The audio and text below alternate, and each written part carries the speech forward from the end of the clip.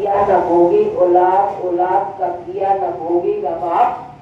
हर एक अपने कर्मों का फल भोगेंगे एक दिन अवश्य अटल।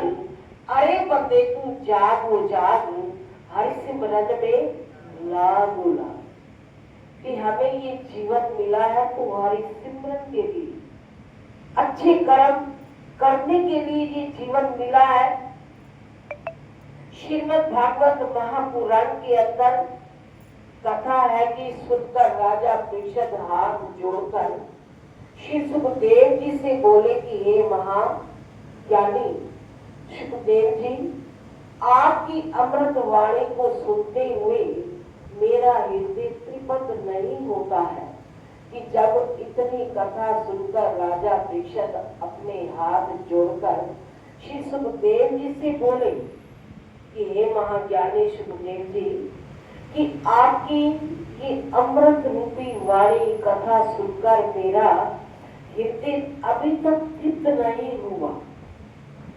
तो देखो कितनी आनंदमयी कथा सुनकर भी क्या कह रहे हैं कि आपकी अमृत वाणी को सुनते हुए मेरा हृदय तृप्त नहीं होता है। नवे स्कंद में जो आपने ब्राह्मण और क्षत्रियों के वंश सहित मेरे पुरुषों की वंशावली का बखान किया है, तो उसे सुनकर मैं और भी उत्साहित हो गया हूँ।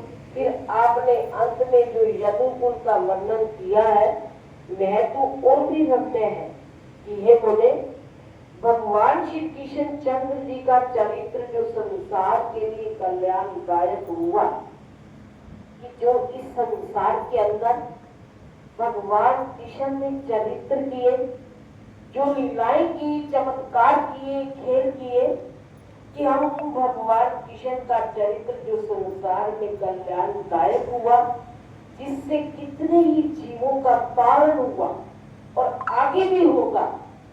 कि भगवान इस धरा धाम के ऊपर अवतार लेकर आते हैं, तो किस लिए आते हैं?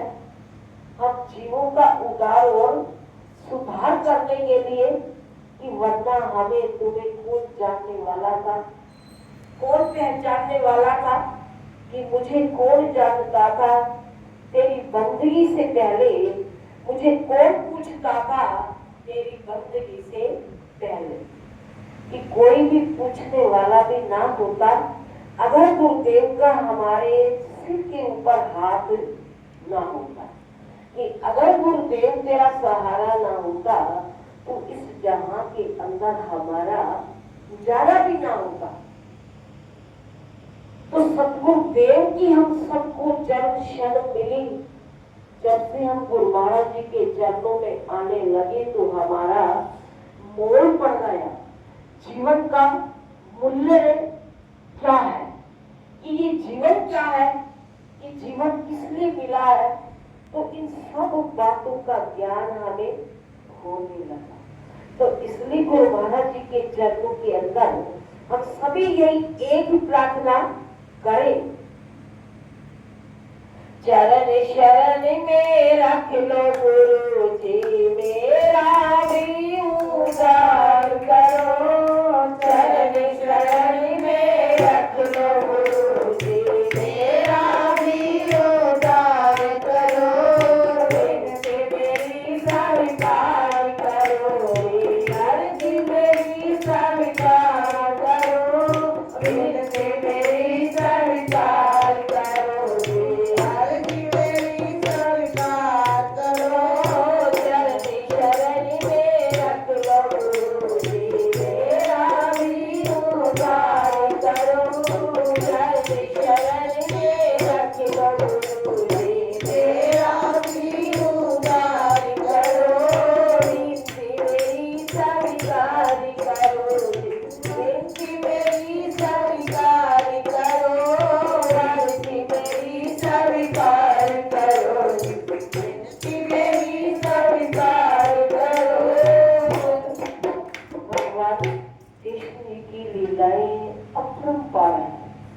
कि जितना हम उनके चरित्रों को, उनकी महिमा को गाएंगे, तो उतना ही हमारा जीवन समझ जाएगा कि जिससे इतने ही जीवों का दान हुआ और आगे भी होगा, अब उन्हीं लीला धाम श्री हरि के चरित्र को विस्तार पूर्वक मुझे सुनाइए कि ये राजा प्रेषक सुखदेव मुनि के चरणों के अंदर हाथ जोड़कर प्रार्थना कर रहे हैं कि प्रभु, कि मुझे वो अपनी अमृत रूपी वाणी को सुनाओ जो भगवान श्री कृष्ण ने चरित्र किए और इस संसार को तारा और आगे भी तारेंगे तो उस लीला धाम जो हर कदम कदम के ऊपर क्या दिखाते हैं, लीला श्री हरि के चरित्रों का विस्तार पूर्वक मुझे सुनाइए कि हे प्रभु, इस संसार में जो भक्तों की 3 श्रेणियां, की श्रेणियां कितनी है? 3। कौन कौन सी? कोई भी बताए? एक प्रेमी, एक भक्त, याद है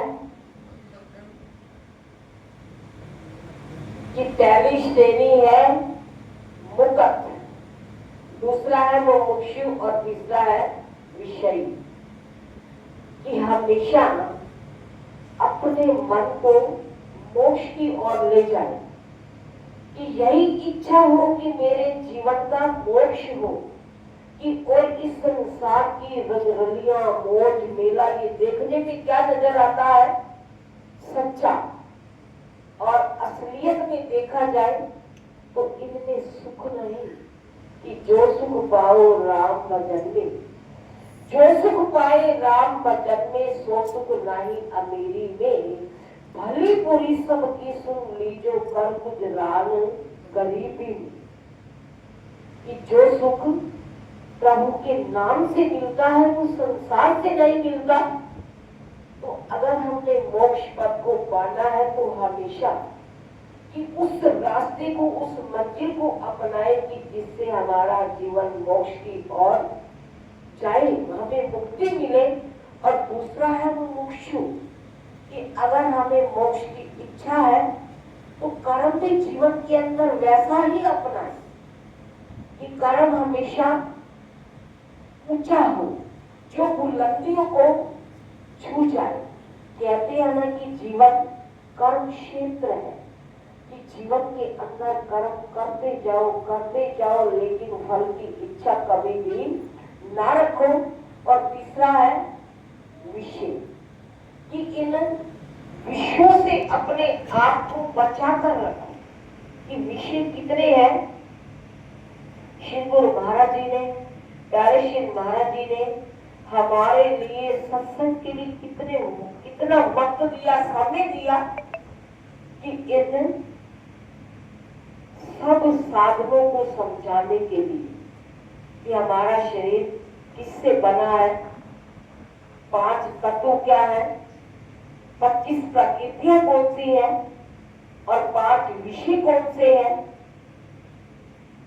5 विषय याद है ना? काम, एक पहला याद दिलवाना पड़ता है फिर याद आ जाता है। काम, क्रोध, लोभ, मोह, अहंकार, कि ये 5 चोर अगर हमारे घर के अंदर रात को एक भी चोर आ जाए तो पूरे घर का क्या कर देता है? सफाया। और हमें कितने चोर लगे हुए हैं? 5।